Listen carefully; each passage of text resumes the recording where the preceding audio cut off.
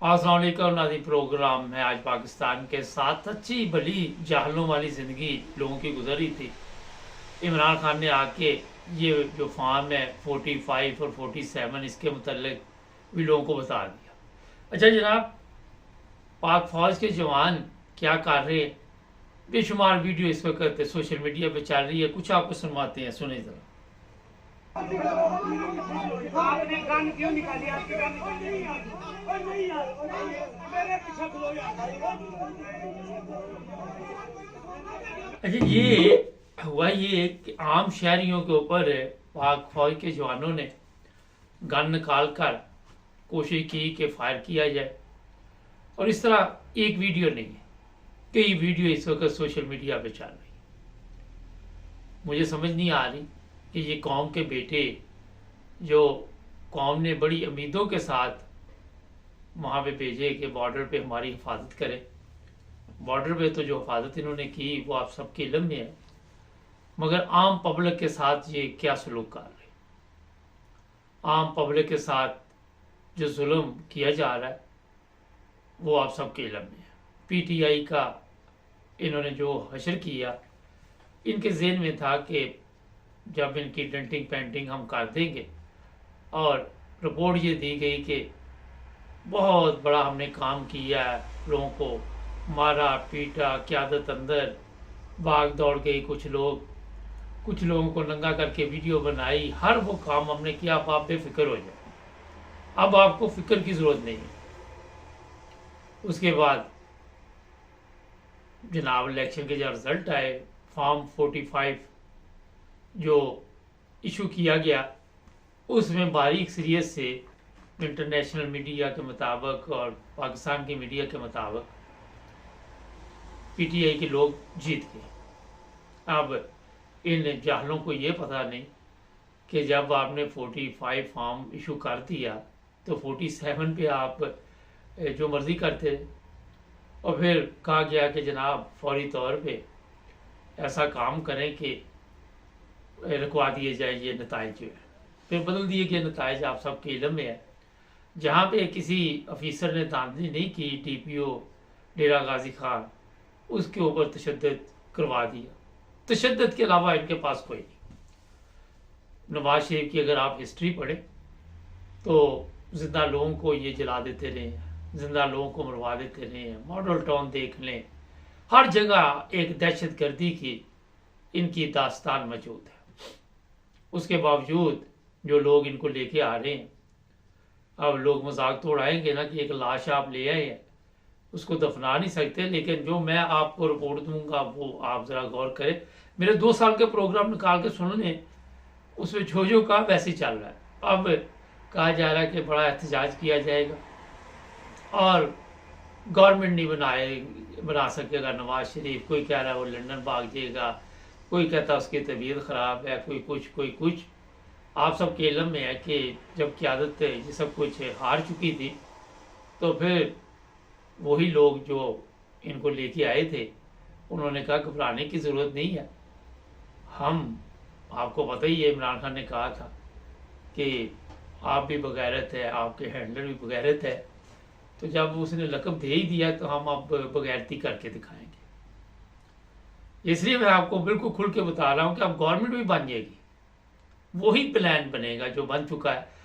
हमें इससे कोई फ़र्क नहीं पड़ता कि इंटरनेशनल मीडिया क्या कह रही है, यूरोपियन यूनियन क्या कह रही है, इंग्लैंड क्या कह रहा है, ये दूसरे ममालिक क्या कह रहे हैं, कोई इससे फ़र्क नहीं पड़ता।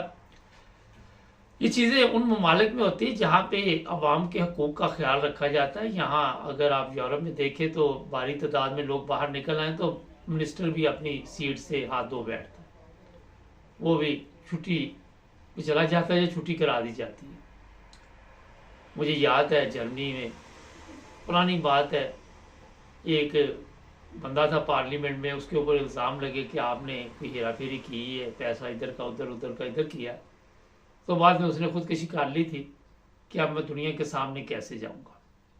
मगर हमारा सिलसिला और है, जितना बड़ा डाकू होगा, चोर होगा, उससे कोई फर्क नहीं पड़ता। रजदारी सदर बन जाए, नवाज शरीफ वज़ीर आज़म बन जाए, मरियम वज़ीर आला बन जाए, कोई फ़र्क नहीं पड़ता।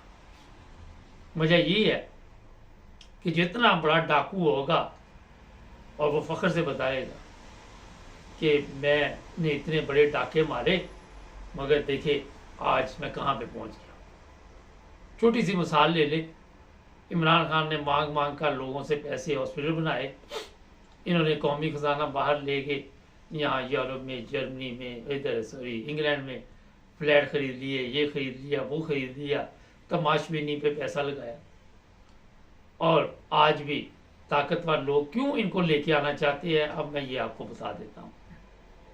वो इसलिए लेके आना चाहते हैं कि जब कमज़ोर गवर्नमेंट वजूद में आएगी, ये बड़ी अहम बात है जो मैं आपको बताने लगा हूँ, तो वो हमारे लिए कोई मसला पैदा नहीं करेगी। सबको इकट्ठा किया हुआ है ये MQM में या दूसरे तीसरे, इस कमज़ोर गवर्नमेंट से ताकतवर लोग जो है वो फ़ायदा उठाएंगे। मुझे याद है एक दफ़ा मेरा भाई गया पाकिस्तान, तो छोटा भाई भी साथ था, तो इनके पास कोई पैसे पूसे थे, सामान था, पुरानी बात। तो कहता कि बड़ा भाई टैक्सी ढूंढने गया, तो वो काफ़ी देर बाद आया, तो कहते कि ड्राइवर साथ था, बड़ा कमज़ोर सा।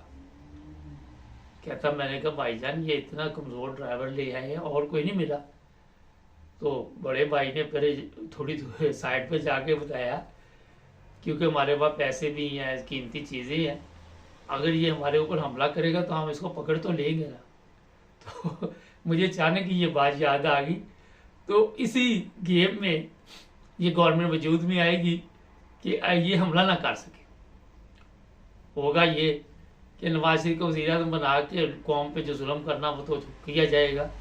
फिर अगर कभी नवाज शरीफ, क्योंकि इनको अब ये ख़तरा है, एक मैच फिक्स हुआ है, मैं वो बताता आपको। मैच फिक्स ये हुआ है कि जो चीफ जस्टिस है वो भी आपका कहीं नहीं जाएगा, उसकी मियाद ख़त्म हो जाए, चीफ ऑफ आर्मी स्टाफ भी नहीं कहीं जाएगा, ये एक दूसरे की मंजूरी देते रहेंगे और एक दूसरे की मंजूरी दे के ये समझे कि सारी ज़िंदगी के लिए जब तक कोई ज़ियाउल हक वाला मुआवजा कौम के साथ ना हो, ये जाने वाले नहीं है। और मुआहदा ये हुआ है, लंदन मुआहदा आपने शायद पूरा नहीं, आपको पता ये पूरा है। तो इसलिए अवाम जिस चक्कर में है कि हम सड़कों पे आएंगे, हम ये करेंगे, हम वो करेंगे, मेरा नहीं ख्याल कोई उसके रिजल्ट निकले। मुझे ये है कि कोशिश की जा रही जितनी जल्दी हो। अभी तो नवाज शरीफ की जितनी भी कंपनी है उनकी हाई कोर्ट में चले गए केस, मगर हाई कोर्ट भी तो इनके ही हैं। एक दो केस वो खुश करने के लिए, जिस तरह कल उस्मान डार की वालदा का हक में कर दिया, इस तरह दो का हक में करके बाकी मुखालफ कर देंगे और कहेंगे जनाब जब हमने हक में किया उस वक्त आपको पता नहीं, उस वक्त तो आपने कोई बात नहीं की, जब आपके खिलाफ आ गए 18 केस तो अब आप शोर डाल रहे। तो वही बात अब करनी पड़ेगी कि कुत्ती चोराना रली दी है। तो ये सब लोग जो है ये एक ही बर्तन में सिस्टम को चला रहे।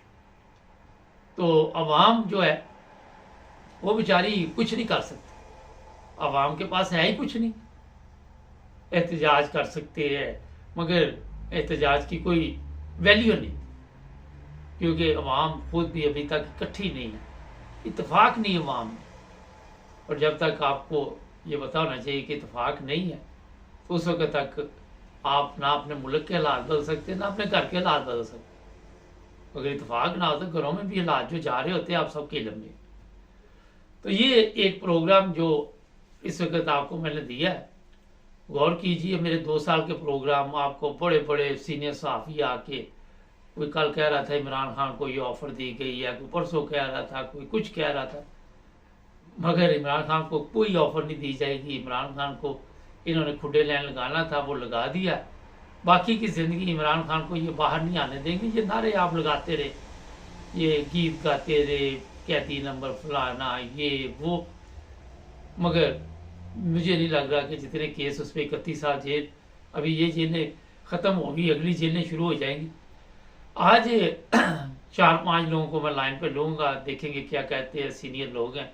हमारे चैनल को सब्सक्राइब करें, जुड़े रहें हमारे साथ।